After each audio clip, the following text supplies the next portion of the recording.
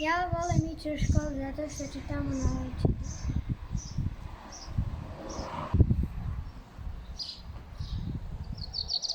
Ja volim ići u školu zbog učiteljica.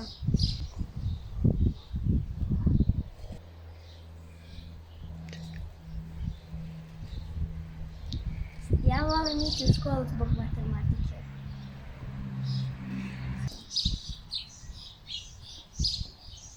Ja volim ići i zbog prijatelja.